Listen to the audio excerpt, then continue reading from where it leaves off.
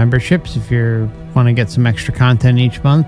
Your support's always appreciated but never expected. I have a Twitter, Instagram, Facebook, and I don't know, some other stuff. Oh yeah, Rumble and Odyssey, which we multi-stream to every weekend. And we're multi-streaming with Dan tonight to his YouTube channel, along with Rumble, Odyssey, and YouTube. So, hope you're enjoying yourselves. It's great to have y'all, and I want to welcome Dan back. Thank you. Glad to have you with us. I'm here, ready to go. All right, so I think the next part, what we'll do is dive into another Carlin clip, and this is him with Roseanne. Okay.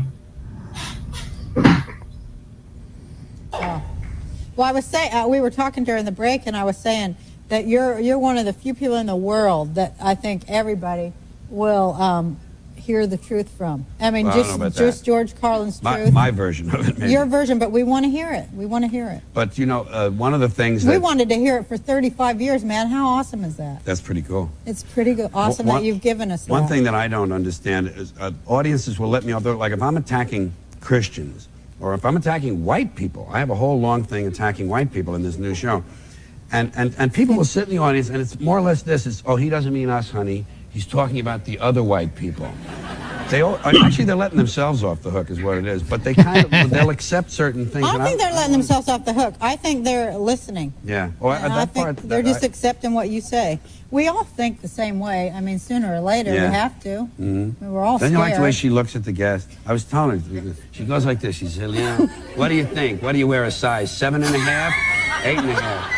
It's just really penetrating. I like that. You're 61 years old. That's right. And you had 2 heart attacks. I had 3. I had a minor one, and then I had a couple of nice ones, really nice. Really nice. Yeah, the kind that make you pay attention. Well, what have you learned about mortality and life? And I mean, like in a 3 second. I've learned that personally, in my case, I'm very lucky because I get symptoms and I know what to do about them. I'm not one of these moron men who say, "Oh, a little gas, honey. Let's keep driving." I go and I say, it hurts. And they say, lie down, take this, and then it's on its way. But a lot of people don't get symptoms at all. They don't even feel it. They get these silent heart attacks. What do I know about mortality? Nothing, except that I have it. I will die, but not for a long time. I think I'll be 94. My Uncle Martin was doing push-ups on the linoleum floor in the kitchen of my house when he was 94, so that's my aim. Wow, that's awesome. Yeah, thank you. So having them heart attacks and stuff, and I know you lost your wife too. Yeah, a couple of years ago now. And all of that didn't move you to a different place. If it did, I didn't notice it. You know, I'm very, very focused, and I don't notice those kind of, they're peripheral. I'm sure the effect is there somewhere. You know, if I were to sit down for a half an hour and think about it and talk to someone about it. But offhand, I don't know. Well, how about this? Let me live a little smart. I stopped all the cocaine. That was good. That was real good. Stopped all of that. But you say you're doing your best writing now, so maybe that has something to do with it? The heart attacks? Well, maybe your looking mortality in the face had moved you to a higher place. Maybe it sure made me see myself as, as a person that had a certain limited amount of time, and I wanted to do the best things I could with my work before I didn't get to do it anymore. What the hell's wrong with us? And that's my last question to you, mister. Look at what they do with these kids now. They're teaching them French while they're still in the womb. And they're trying to get a kid into a college before he's figured out which side of the playpen smells the worst. These kids are all scheduled all day. Even to play, they have play dates. These kids are scheduled. Right. I say you need an hour every day for daydreaming. A kid should have a mandatory hour. You turn off everything electronic. You open the window. If it's nice out, if it's not, you can leave the window closed. And you look out the window and you just think and daydream and look at the clouds and wonder about stuff. 1 hour every day would be the best thing these people could do for their kids. But no, they got to go to horseback and then to Little League and then to Cub Scouts and then to swimming and then to whatever these things. All 9 things. It's really, I think it's I loved my unstructured time and I turned out fine. Me too. That's the thing. Absolutely. You know what? I think maybe we do live in an age where there's an absence of wonder, and I think you're right, and I think you are like the best philosopher in the world. Thank you so much for being here. Thank you very, very much. It's my pleasure to come here. Thanks. I was thrilled when I heard you wanted me here. Thank you. That's great, right? Yeah, it reminds me of something. the daydreaming thing. So I grew up in a time period where the technology wasn't what it is today. Technology today is great if you want to research. It's like having access to almost like the realms of Akashic records. You can, Sure. I mean, if you go to overwatchproject.com and you click in the books or the links section, it is the source material that I base all my theories on. And if you look at that list, I mean, that list is only possible because of modern technology, the internet, right? Exactly. But in the ancient times, before the internet was really popular in the mid 90s,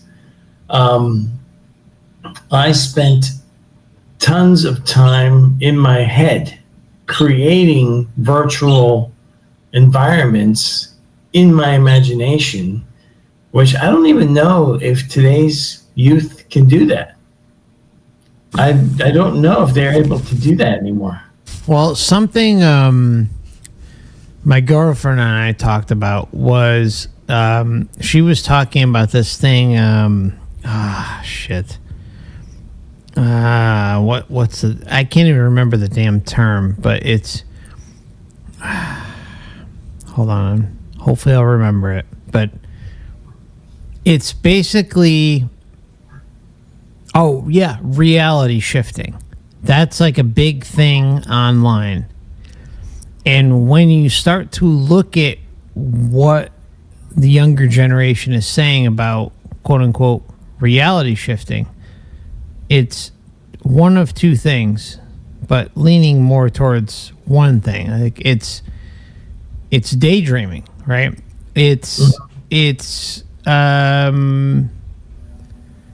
just allowing yourself to drift away, or perhaps even astral projection. And so, but like, there's a new term for it. And she said to me, she's like, well, it's interesting, right? Because some of us grew up in certain time periods, and, you know, we have, the term daydreaming or astral projection or whatever you want to classify it as, right? Or out of body experience. But let's just stick with daydreaming. And there was like a certain shift and like a delayed reaction with the younger generation where they term it as reality shifting, when in fact it's just essentially daydreaming. And I was like, you're spot on. I mean, I think she nailed it when she broke that down for me. Yeah, that's true. Like, it's something that humans have forgotten. See, like when I was younger, boredom was just that was 90% of my day. Exactly. I mean, yeah. All right. And boredom was just the entire bulk of the day. So you go to school, you're bored out of your freaking mind. You're just bored. So I was always in my head, and it is like a virtual, it becomes like virtual reality. Like you create anything you want. You are in. There was even a cartoon of this kid. I remember back in the 70s. There's some cartoon of some kid that would just daydream, and he would create all this stuff. Usually while he was in class, and I would do the same exact thing. And then, during the holidays, my parents would go to some relative's house, and I'm sitting there. And of course, back then, you got to remember, there's basically like 5 television channels. Most of them are not playing. You have to watch TV live. So if it was a show I wanted to watch, like Lost in Space or Star Trek, the original series, I'd have to wait until it was aired. It was on a rerun channel, like on the UHF stations.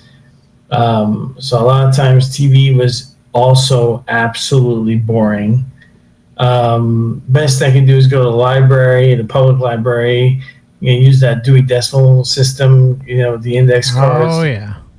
To find books on UFOs, or I would look for books on self-hypnosis back then and all kinds of stuff like that. So that was the internet of the day, But I remember like being like sitting on some couch, bored out of my mind, or sitting in some waiting room, bored out of my mind, and you just actually have to go in your head and create an entire world for you to exist in that wasn't boring. I mean, what else are you gonna do? Yeah, you got to use your what? Imagination. Imagination, right? And then when I think sometime after the internet popped up as being like usable, the imagination thing kind of goes away because you go into this internet and then you know, like video games today are so immersive.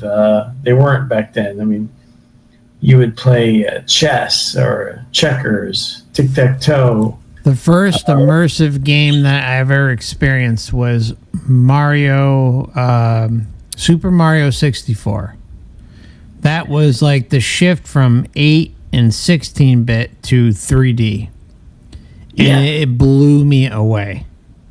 Blew me away as a child. Like it was like, where did it come from? Like it wasn't even a subtle jump, but it was like smack you upside the head type of change that occurred realm wide. And you have a gaming channel now too, right? Yeah, I do. I mean, it's casual, you know. I mean, anyone who's watching it's you know, it's casual. You know, don't expect any sort. It's nothing like this channel, so you know, it's just, you know.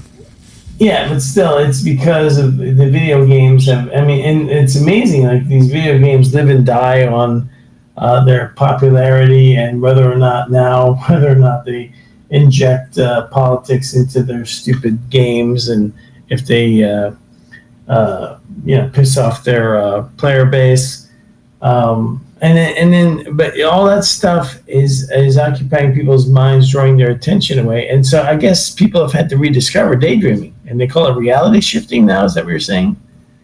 Yeah, that's the new term. And she said, she's like, you know, basically the way I look at reality shifting is it's like a paused version of daydreaming.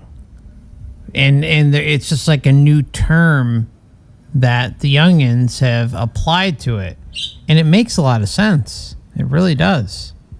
Not to put anyone down, but you know, it's just it makes a lot of sense. I mean, like if you hear what they're saying, it does align with just daydreaming.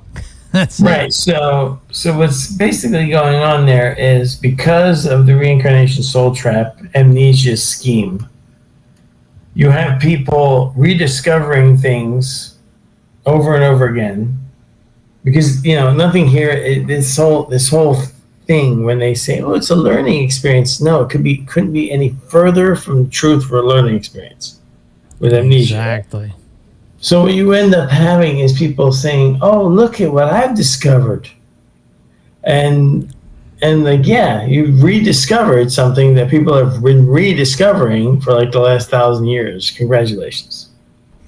Yeah, no, you nailed it. You really did. I mean, it's incredible. Like, just think about the term, right? Reality shifting. Everybody just sit on that.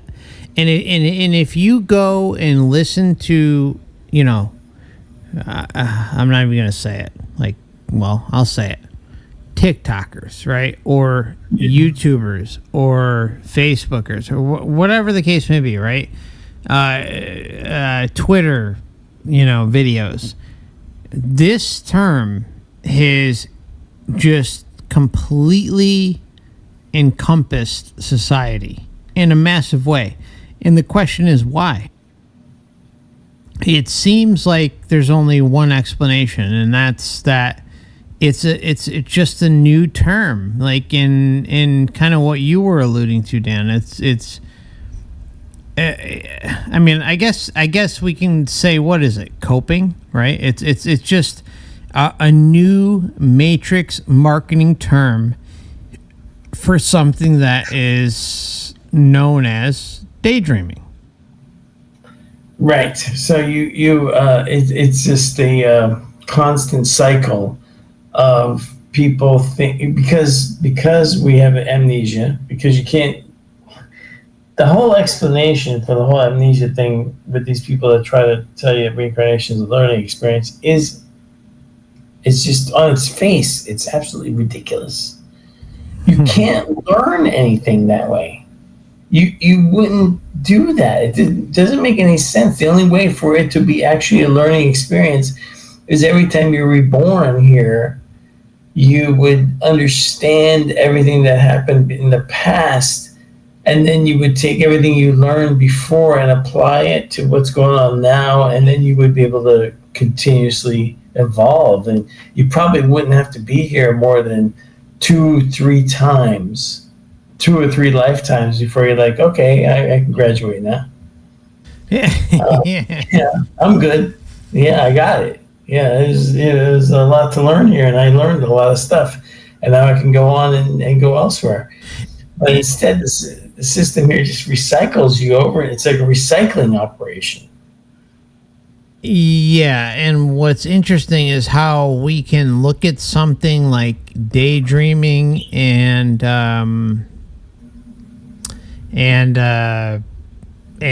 what the hell's the term?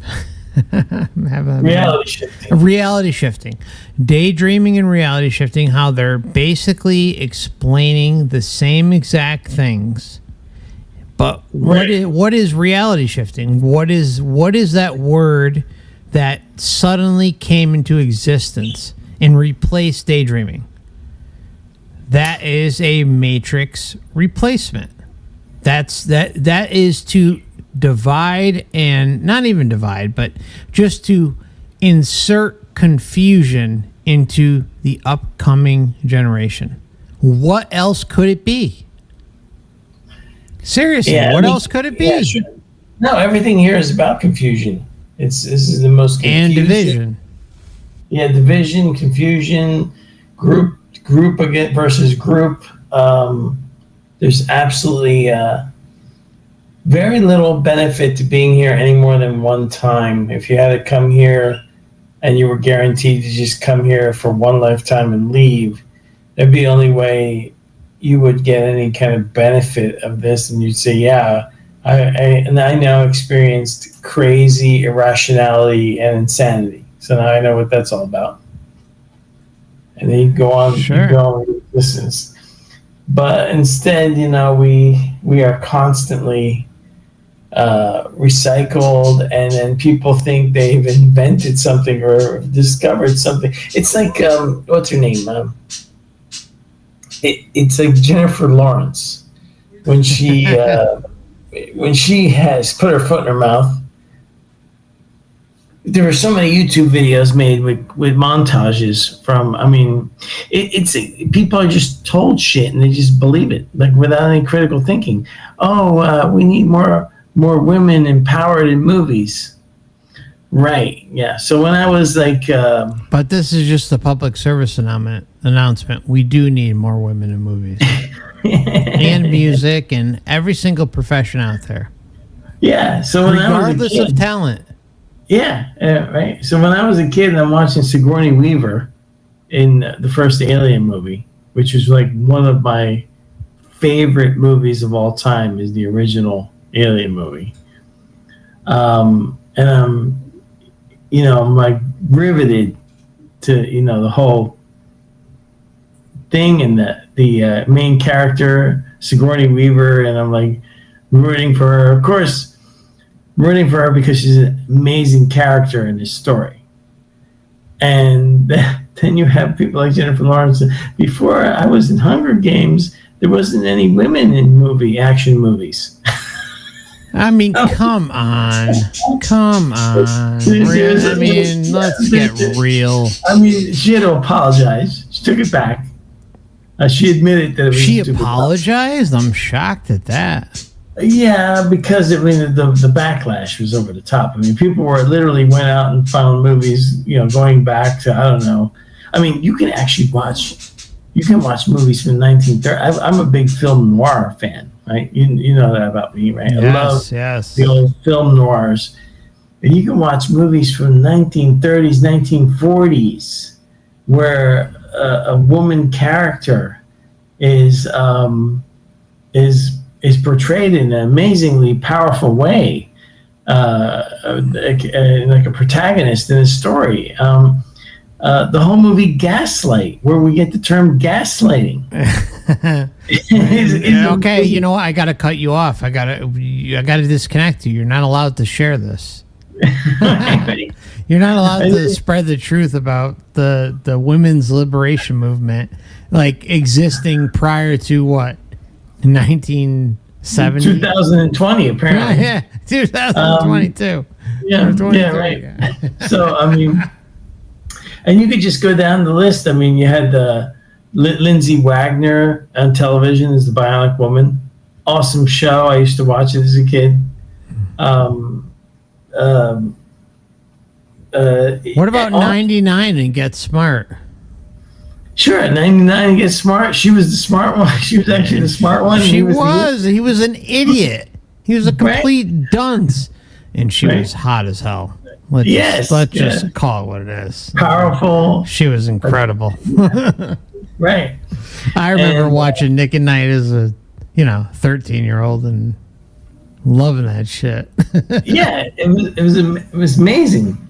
I never sat in front of the television and thought, oh, there's a woman protagonist in this story. I thought either the story is good or it sucks. Exactly. It's like either it's good or it sucks. Exactly.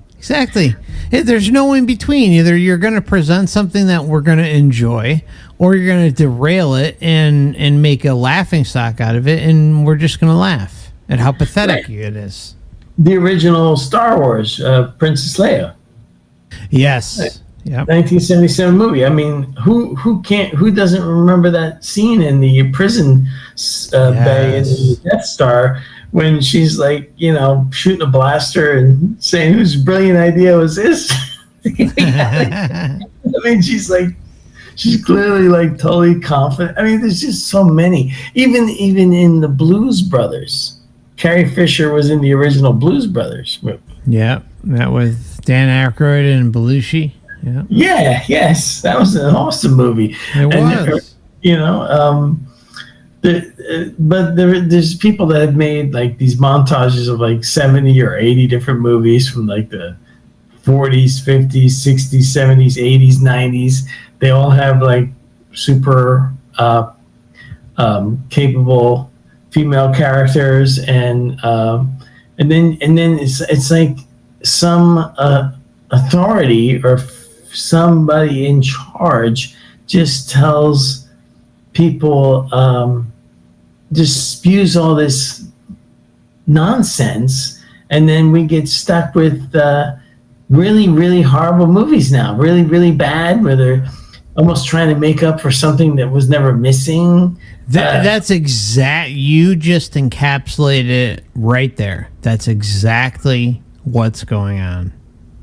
Yeah, and then it's costing them money because people are not going to see the trash movies that they're putting out there. They're not going to see them. They're losing money left and right over the entire implosion of Marvel at the hands of Disney. Star Wars being totally destroyed at the hands of Disney. Some of the ridiculous. Have you seen? I have not seen the show because I think it's only airing in Canada. There's that new Robin Hood show. Have you seen the reviews on that nonsense? No, thankfully I haven't. I mean, there's like a Robin Hood where they have gender and race swapped everything. All right, let's try to back it up a bit. Okay. Yeah, I mean, this is one of the. Okay, go ahead. Just say it. Who gives a shit? I'm just saying, like there's been there's a lot of YouTubers out. Actually, it's amazing to me. It's almost become like Disney, which used to be this enormous entertainment corporation, has become the company that makes products so that YouTubers can just make fun of them and get rich in the process. Because it seems to me like if you want to watch something from Disney, you just go to YouTube and watch Nerdrotic or Geeks and Gamers or Heels versus Babyface, and just sit back and watch their reviews of the shows, because that is going to be way more entertaining than the actual show. And it's become like I don't understand it, because to me, this is again a group mind thing, right? Individuals would never make this kind of stupid mistake, but corporations are group minded. They are group entities. It's very difficult. The world is designed. Human beings are designed to operate in groups to survive by design. There are other animals out there on the earth that don't need that, right? There's plenty of animals on earth that do not require any kind of group. They're actually solitary animals. They meet to mate and make more of themselves. That's it. And that's it. They go but we are designed like we cannot even survive without having some kind of group relationship. You can't even survive when you just arrive here. Right. I was one of the most fascinating periods in history to me is the whole Republic of Pirates era from like the 1600s. That lasted for about 20 to 30 years, when they controlled like the port of Nassau and the other port in what's the other port name? Was it the Bahamas? Nassau's in the Bahamas, but there was another pirate like bay and some other part in the Caribbean. There was two of them. All right. Well, I sense that you're a racist. Anyway, the pirates in that era, probably the closest thing to individuals like partnering up in groups in a leaderless society that you could ever find in human history, where they had like those articles of agreement, like when you're on the ship or when you're off the ship, like you're pretty much on your own. Like they had very interesting. If you want to look into if anybody out there is interested in human behavior and why people do things the way they do, it was probably the only time where a civil society kind of formed temporarily without actually any kind of government, and still was able to function as a kind of civilized society. But they used the laws of the sea.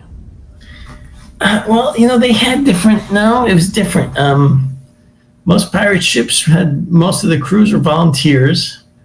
There were some people that were coerced into being on a pirate ship because they needed, if they needed a cook and you could cook, then maybe you were gonna, or you're gonna be a cook. You don't have a choice. Or if you were good with healing people, or maybe some kind of medical skill, you might be co-opted. But in general, a lot of pirate crews were volunteers because they were getting off of the really tyrannical, horrible conditions on the government ships.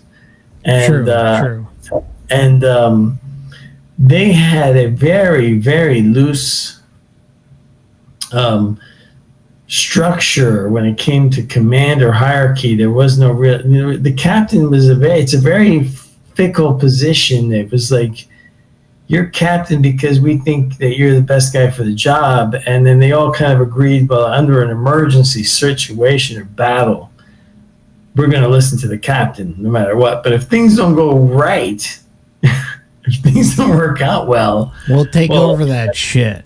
You're not going to be captain anymore. It wasn't like a mutiny.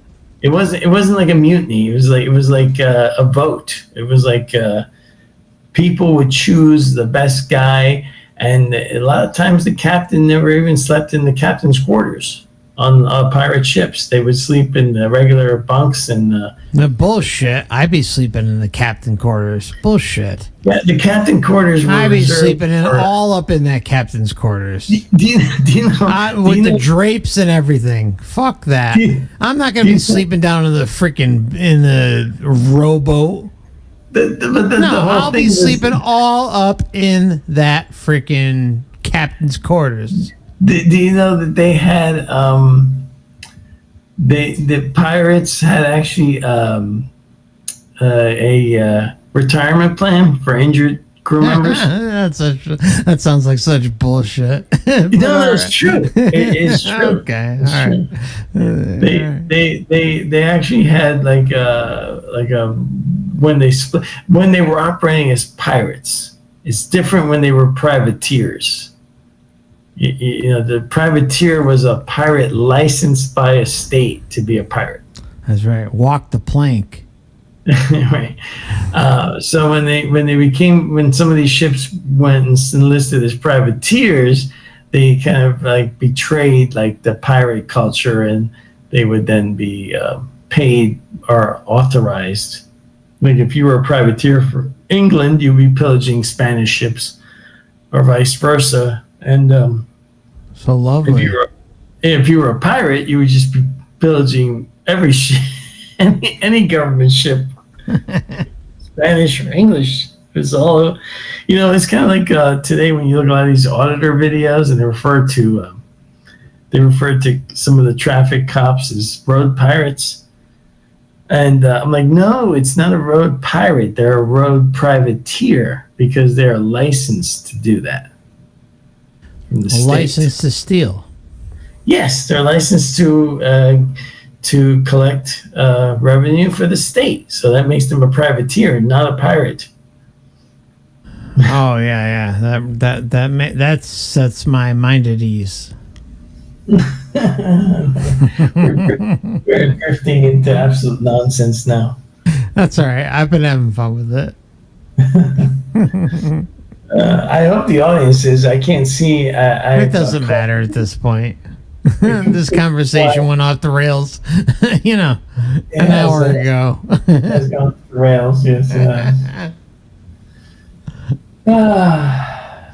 Well, as you know, I had a really kind of a bad day today. Yes. It was nice to just talk and vent a little. Yeah, man, it's great. There was a couple not one, but a couple comments I wanted to go back to. First, I want to thank Mao for his very kind contribution to the channel. Says, it's great to have you both in the show, Mark and Dan. Thanks so much for your hard work. Oh, that's nice. Appreciate you, Mao Lopez. And there was one more comment that I think you'll enjoy. Or not even necessarily enjoy, but just find interesting. Kyla says, when I was a kid, our family found a dead man in his dumpster in his back alley. The local newspaper said that the owner of the house knew him, even though he didn't. That was my first realization that the media twists stories to make it sound more interesting. Gotta have a dark sense of humor to be here. Either we laugh or cry, unless you ignore it like the majority do. Just go into robot mode. I feel empowered by it, but my sadness I have is for everyone else who doesn't feel so. Well, that's deep. That's it deep. Is very deep. Kyla's a really deep thinker, and I've had some great conversations with her, and it's just think about what she said, right? And who knows when this happened? Like Kyla's saying when she was a kid. I don't know how old Kyla is, but just think about experiencing and seeing the deception up front and center about crafting a narrative about someone who was freaking murdered. Well, that's true. I mean, the people I think that we lost the media recently, as far as but I don't think so. I think the alternative media just exposed how badly we've always been lied to about everything. It sure has. Like, I've talked about this probably in one or two streams. There was someone I was very close with in high school and after high school. And he was the target of a racist. He was murdered. Flat out murdered. All right? And it's someone I knew very well and cared about deeply, and if you look at, I mean, I'm not going to share it because I'm just, there's a lot of psychopaths out there who will twist things. But anyways, this is someone I cared about deeply. I was close with. We went to concerts together. We went on road trips together. And he was a victim of a racist attack. All right? But because of the color of his skin, it wasn't covered properly. But if you look at the court records will clearly indicate that this was a racial attack. For whatever reason, right? I mean, and I'm not going to go into all the details, but the point is the media, like what Kyla said, framed it in a certain way so that it looked like he was less than what the attacker was.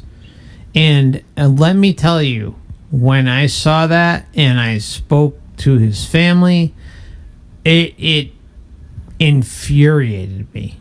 Absolutely infuriated me.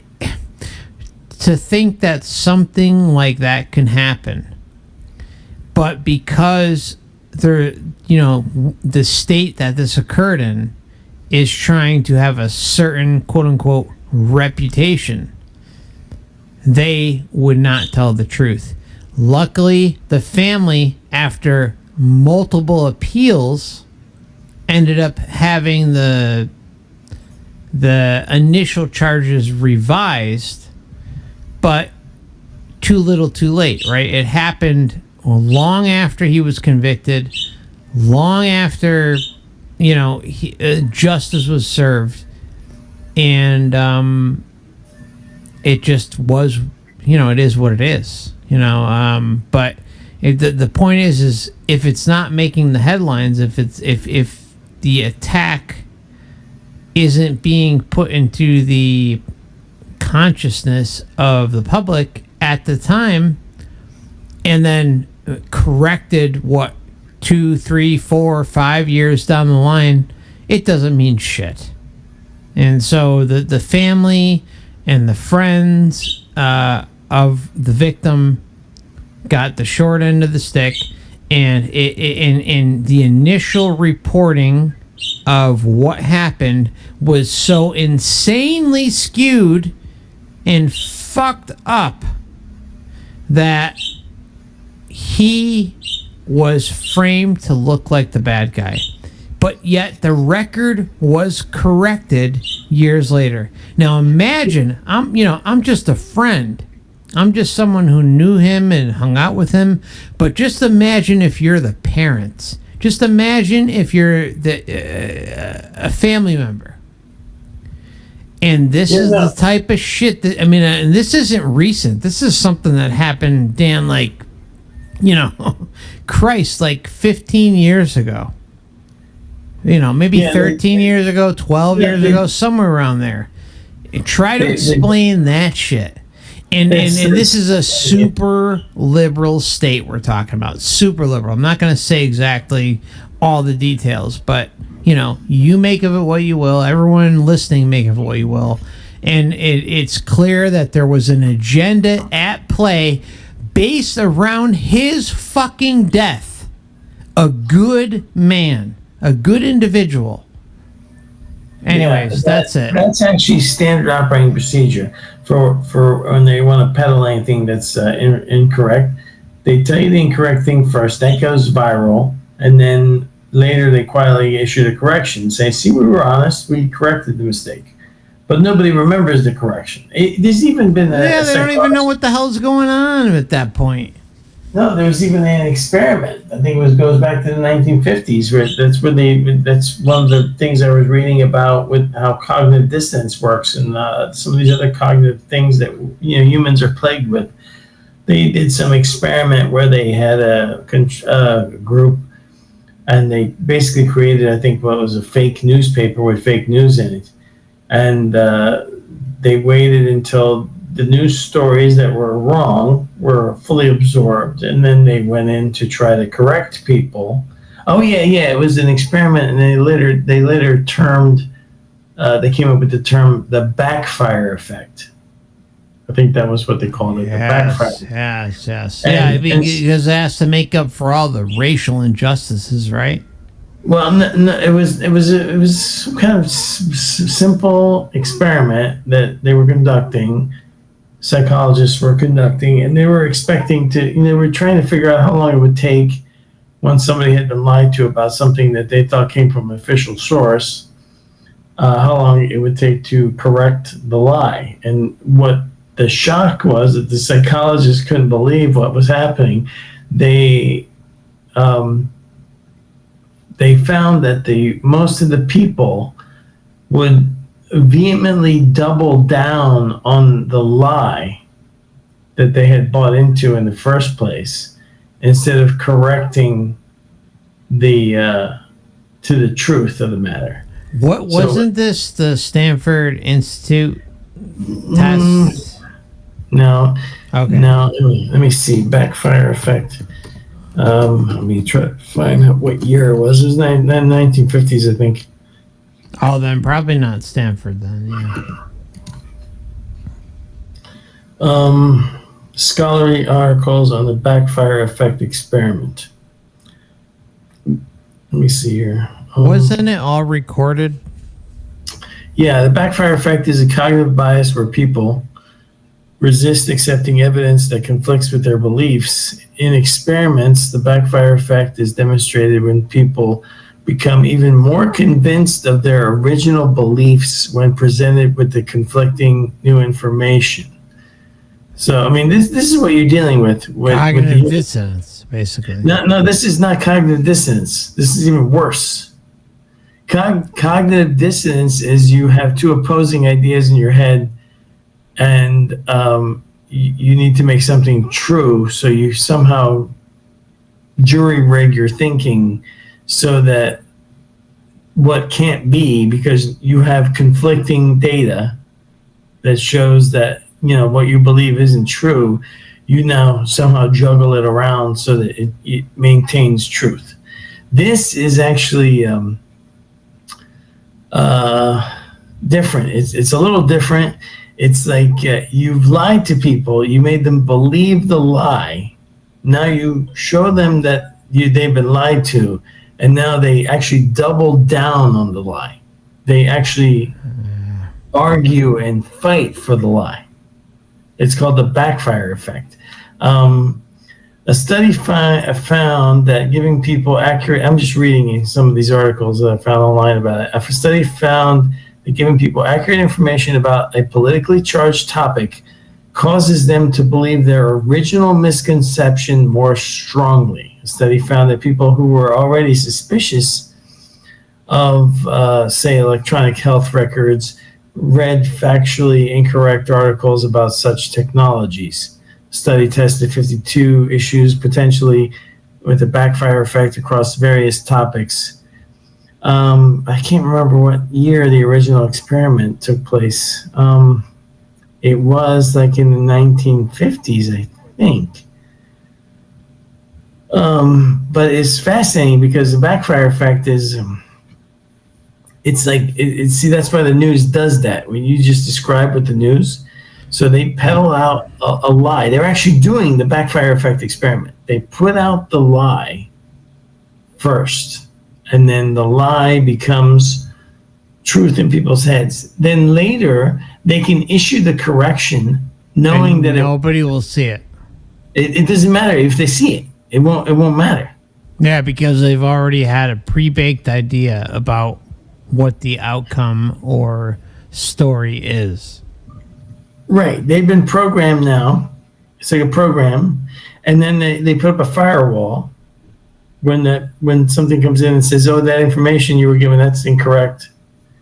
But they've already accepted it as true. So now it has to remain true. This is really bizarre behavior. When you think about it, it's kind of crazy. But that's what humans do in general. In general, that's what they do. Well, humans also love drama, right? They love to follow things, and they have a preconceived notion about whatever's happening, and then they may or may not adjust accordingly, but the adjustment is usually based on the information that is fed to them, whether truth or not. Yeah, here's one from Northeastern University, I guess. The backfire effect is when a person reports believing even more in misinformation after the correction has been presented. In other words, instead of belief decreasing as intended, a person strengthens their belief in the very misconception the correction is hoping to rectify. Mm-hmm. Currently, let's see. Still trying to find what year this came out. It was a psychologist. The thing is that the psychologists weren't even looking for this. They were just studying, I guess, when the news gets something wrong and then they fix it, how long does it take to, fix something? And then their funding got cut, right? I don't know. Well, I don't think so. I mean, what ended up happening was this whole new term was invented, backfire effect, because they were like, what the hell is happening here? Like, even the psychologists were like, they did not expect to find what they found. Year and backfire effect experiment year. Let me see. I'm trying to find when it came out.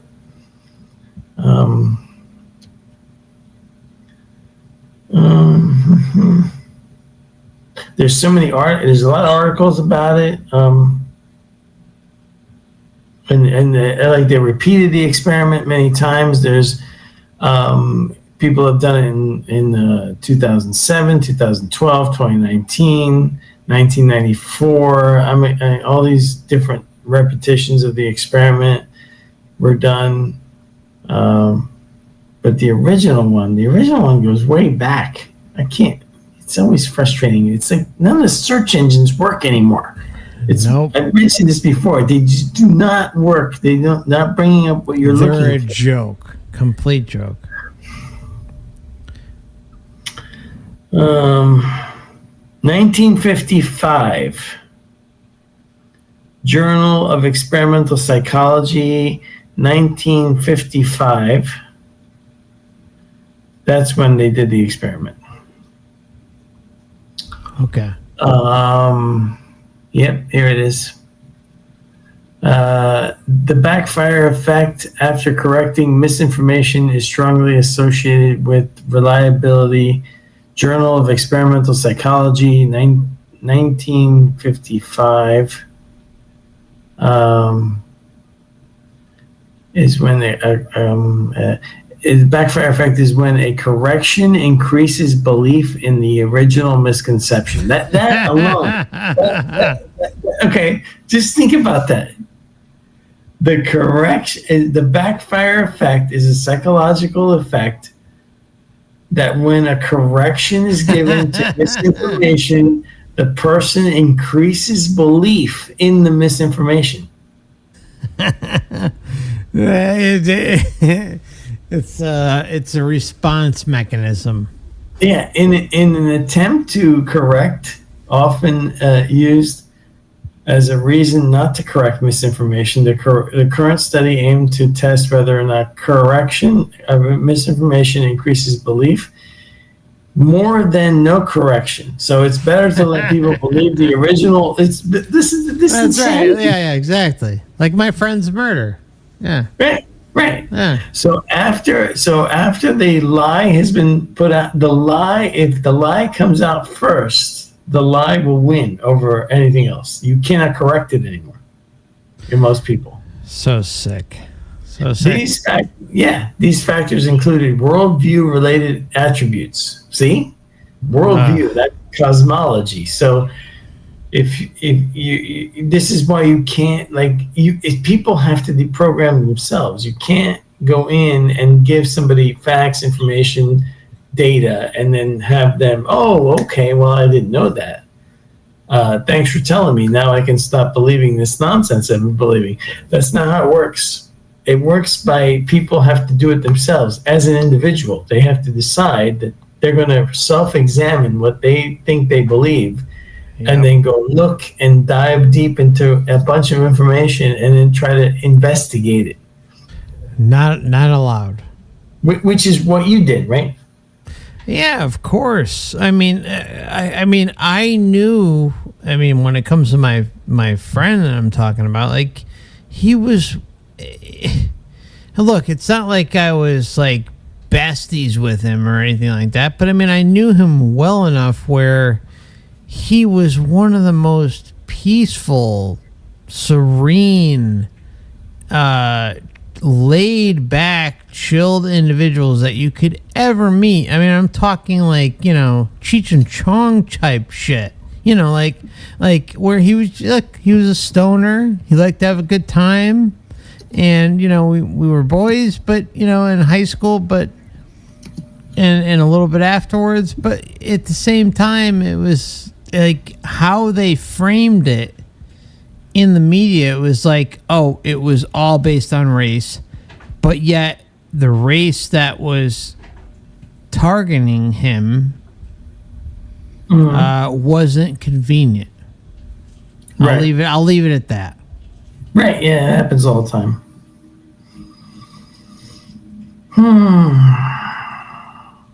Okay, here it is. There's actually see, I had to go to Yandex. I had to go to the Russian search engine to find this. Oh, don't you dare talk about that. I'm gonna cancel you right now. Yeah. William McGuire, 1960s, a theory devised by him in an experiment, which is a process in which one builds up a resistance to influence and persuasion or threats, which may cause attitudinal change. In short, the backfire effect is a psychological phenomenon. Essentially, the more you try to convince someone they are wrong using facts and figures, the more convinced they become in the pre-existing belief is correct. Kind of like Gates with his favorite books during the whole thing that happened a few years ago, being, you know, lying with statistics. One of his favorites. That was one of his favorites. Yeah, sure, right, exactly. Bragged about it. Yep, I lie with statistics. Such a clown show. It really, really is a clown show. Yeah. Let's see here. Yep. Actually, here's an article again from Yandex. Can't find it. This did not come up on Google or Brave even or any of the other ones. There's an article actually talking about both cognitive dissonance and the backfire effect from a website called intelligentspeculation.com. They have some quotes here from the scientists. Interesting article. They have actually a diagram, shows you how it works in the head. I'm going to put this in the, if I can get the comment section to work. Let's see. If I paste it in the comments, then everybody can see the article. Okay, there. Can you see that, Mark? Hold on.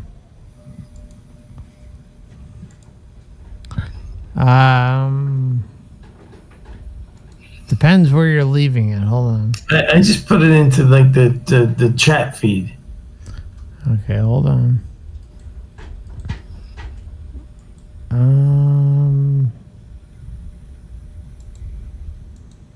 I don't see it. Jeez. Well, which chat feed did you leave it in? The YouTube one under On your channel and my channel? on my yeah, you know what? I'm sorry. On my channel. Don't worry about it. It's all good. I'm starting to get tired. I'm starting to lose it. Yeah, I'm getting kind of tired too. Yeah, I think we're gonna have to call it a day. Yeah, it's probably not a bad idea. I don't see it on yours, but yeah, let's just wrap things up. It's been a fun conversation. It's kind of late. Yeah, I mean, I know you wanted to go 7 hours tonight, but yeah, no. I can't do that anymore. All right, everybody, it's been fun. We're both exhausted. All right. We were all over the place tonight. Had a good time, and so thank you, Dan, for joining, and thank you everybody for watching. And then I'm gonna click end stream and leave chat, right? Yeah, end stream first.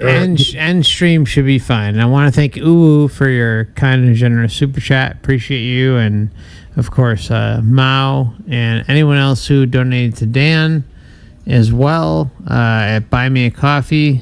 We left a link in the chat, but feel free to send a little love Dan's way and go to overwatchproject.com and Overwatch channel on YouTube and Overwatch Project on Odyssey. Dan's also going to be working on heading on over to Rumble sometime in the next few weeks or months or sometime in the near future. So, swing by and check him out.